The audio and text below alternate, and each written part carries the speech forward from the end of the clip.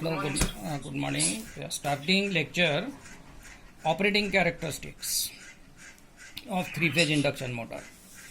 In operating characteristics of three-phase induction motor, we are going to determine no load current I0. As we know, no load current has two components. No load current has two components: magnetizing current component and the loss component. Magnetizing current component Im lags voltage by 90 degree. It produces the magnetizing flux, and the loss component is in phase with voltage. Loss component in phase with voltage. This is producing core loss in the machine. Okay? Iron loss in the machine. Magnetizing current is about 20 to 50% of the full load current in three-phase induction motor. Okay? So magnetizing current is after finding total MMF required in the magnetic circuit. So whatever flux produced by the magnetizing current, the flux produced by the stator MMF is passing through air gap. This is suppose stator core. This is stator. Stator has slots in its inner periphery. So this is stator slot. And at the bottom of slot, this is core. So this is the core. This is the slot. And this is the air gap in between stator and rotor. This is outer surface of the rotor. In between stator surface and rotor surface, there is air gap. So this is the air gap. This is the rotor. Rotor has slots on its outer periphery. So whatever flux produced by the stator MMF passes through air gap. This is air gap. Passes through air gap. Then rotor teeth, from this to this. This is rotor teeth. The flux coming in the rotor teeth. Then rotor core. This is rotor core. This is rotor core at the bottom of slot. Then stator teeth. This is stator teeth. This is stator teeth. And then stator core. So it completes its path like this. You got this thing? Air gap. Through air gap, rotor teeth. This is rotor teeth. This is rotor teeth. Air gap flux is coming to rotor teeth. Then it goes to rotor core. This is rotor core. At the bottom of slot, this is core. Rotor core. Rotor core to rotor teeth. This is teeth. Then air gap. This is air gap between stator and rotor. Then stator teeth. This is stator teeth. And then stator core. And it is completing its path like this. So we have to determine air gap MMF, then rotor teeth MMF, then rotor core MMF, then stator teeth MMF, and then stator core MMF. Then adding all the MMFs to determine the total MMF. And then from total MMF, we are finding the magnetizing current. So flux produced by the stator MMF passes through air gap, rotor teeth, rotor core, stator teeth, and stator core. Then calculation of MMF, total MMF. is based on the value of flux density at 60 degree from the interpolar axis as far as teeth and ear gap is concerned. This is important. MMF is calculation of MMF is based on the value of flux density at 60 degree from the interpolar axis as far as teeth and ear gap is concerned. So flux density is MMF is calculated based on the flux density at 60 degree from the interpolar axis. See, in short, this is the flux, assuming flux is sinusoidally distributed. So the flux is 0 at this point and at this point. So this is interpolar axis, you can say. This is interpolar axis, nothing but quadrature axis. This is actually interpolar axis. So flux is assuming sinusoidal, but actually flux is flowing like this. Flux is flowing like this. This is not pure sinusoidal. We are assuming it's sinusoidal. So flux is like this. So here flux is constant. Okay? So from quadrature axis, this is 60 degree. This is 60 degree from quadrature axis. This is also quadrature axis, and from this it is also 60 degree.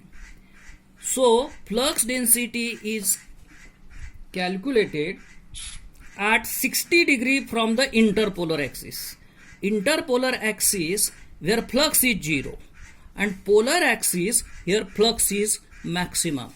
So here flux is maximum. So this is the polar axis, you can say, direct axis, you can say, and this is the where the flux is 0, that is the interpolar axis or the quadrature axis. So remember, we have to determine flux at the 60 degree, flux density at the 60 degree from the interpolar axis. Now first finding the MMF for the ear gap. MMF for the ear gap is ATG for gap. ATG MMF for the ear gap. So find out first BG60. BG60 is the flux density in the ear at 60 degree, and this is 1.36 times B average. B average is specific magnetic loading. This thing we have to assume considering the number of points. We have already seen how to choose B average. So this is BG60 is determined 1.36 B average. From this MMF for the ear gap, this is formula direct taken. Okay? This is not we are going to derive here. This is MMF for the ear gap at 60 degree, and this is equal to 8 lakhs into BG60 into kg into lg. Here BG60 we have to put 1.36 B average. Kg is the gap contraction factor,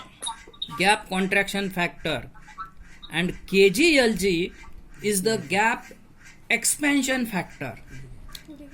So BG, therefore kg is the gap contraction factor. This will be given in numerical, we have to put here, and lg is the length of ear gap. So length of ear gap should be in meter. So this way ear gap MMF we have to determine. So ear gap MMF ATG first we have to determine. This is 8 lakh into BG60. BG60 is 1.36 times B average.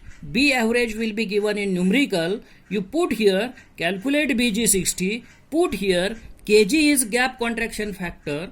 This is also given in numerical, and this is the length of ear gap. Length of ear gap in meter. So you get ear gap mmf atg. Clear? Then second point. Second point is mmf at the stator teeth. mmf for the stator teeth. mmf at, t for teeth and s for stator. So ATTS is the mmf for stator teeth. So stator teeth are not parallel sided. Slots are, various types of slots are there. We have already seen parallel sided slots and the tapered slot.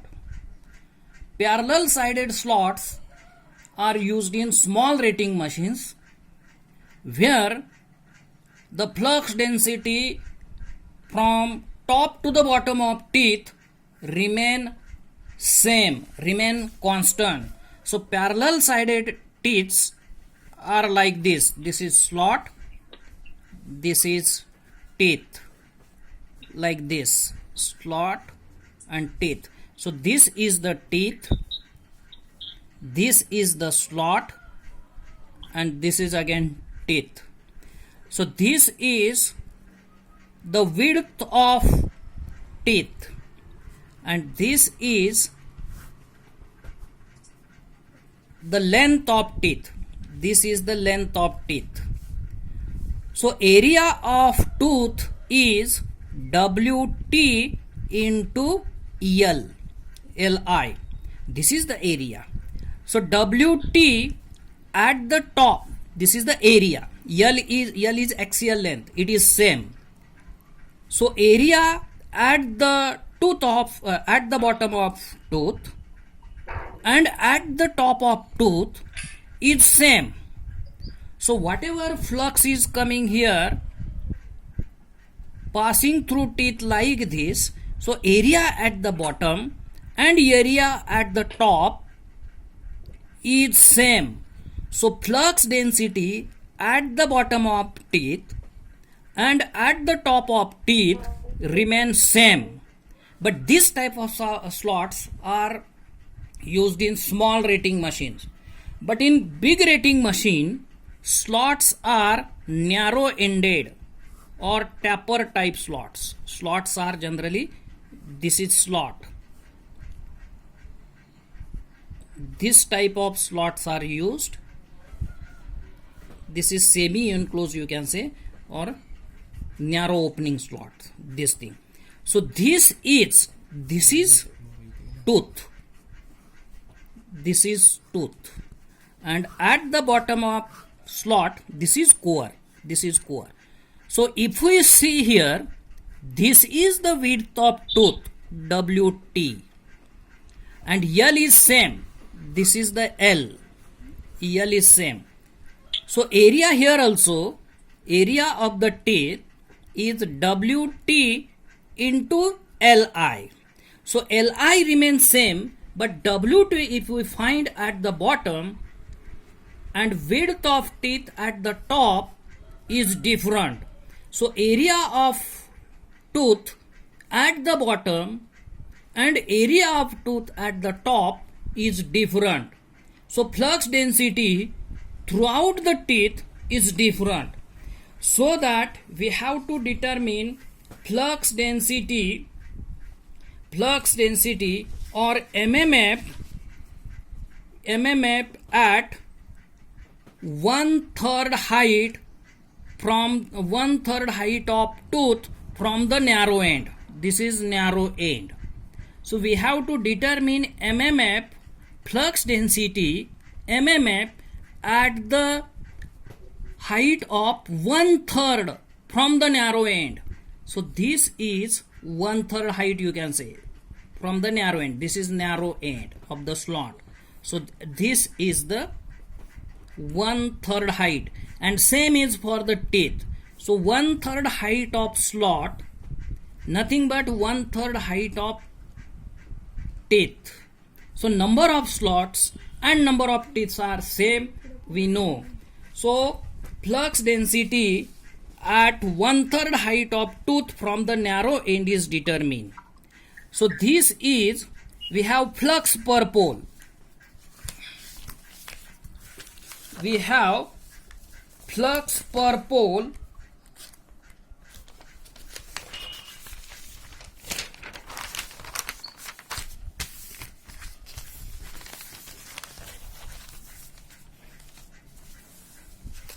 So flux density we are finding at 1/3 height from the narrow end. We have flux density. Flux density is B. This is flux per pole. So flux density is flux upon area, and it is, we have to determine flux density in teeth BT of stator. So BTS, and this is at 1/3 height. So B for flux density, T for teeth, S for stator, and at 1/3 height. This is equal to flux per pole. So BTS 1/3 is equal to flux per pole upon teeth area per pole at 1/3 height from the narrow end. So BTS 1/3 is flux per pole upon area of each tooth at 1/3 height. Remember, area of each tooth at 1/3 height. This is area at 1/3 height multiplied by number of teeth per pole. So this is the area of teeth at 1/3 height per pole. You got this thing? So we have to determine area of each tooth at 1/3 height, and then we have to determine number of teeth per pole. So this way we get teeth area per pole at 1/3 height. Therefore flux density, substituting this flux density, this is flux per pole, this is Li into WTS. This is area of each tooth, but WTS 1/3 is taken. So this is the area at 1/3 height multiplied by teeth per pole. Stator slots per pole, nothing but teeth per pole. So this way we have determined BTS 1/3. BTS 1/3, where BTS 1/3 is width of stator teeth at the 1/3 height from the narrow end. Then we have stator pitch, stator slot pitch. Stator slot pitch is YSS. Stator slot pitch at 1/3 height. This is in terms of stator slots and teeth dimension. This is WTS 1/3 plus WSS 1/3. This should also be 1/3. So WSS, width of stator teeth at 1/3 height, plus width of stator teeth, width of stator slot. So this is equation number 1. Now suppose this is the stator core, this is stator slot, and this is the stator surface. So this is the stator inside diameter. This is D, and this is nothing but depth of stator slot, nothing but height of stator teeth. Height of stator teeth and length of stator teeth is same, and that is equal to depth of stator slot. Now this is one formula for the stator slot pitch. Second formula in terms of diameter slot pitch is pi d upon S. Stator slot pitch is pi d upon s. Now see how it is determined. So we have stator slot pitch at 1/3 height from the surface of stator. This is equal to pi d. If we determine pi d, the d is the diameter, pi d is the periphery inside of the stator, pi d. But we want slot pitch at 1/3 height. So Wt, so that pi d plus depth of the stator slot, this depth of stator slot and this depth of stator slot. So pi d plus 2 dss, if we add this thing, and upon stator slot pitch we get stator slot pitch at the bottom of slot, but we want stator slot pitch at 1/3 height. So this is taking dss at 1/3 height. So this is yss 1/3 is equal to pi d plus 2 dss 1/3 upon ss. There is printing mistake in the book. There is a printing mistake in the formula. In the book it is printed. In the book it is printed S4. There is no S4. There is denominator SS. At the same time in book it is given pi d plus 2 dss upon 3. This is also wrong. So this is pi d plus 2 dss 1/3. Here should be 1. So depth of stator slot at 1/3 height. And here is SS. So there is printing mistake. You remember this. Okay? So that we get this formula.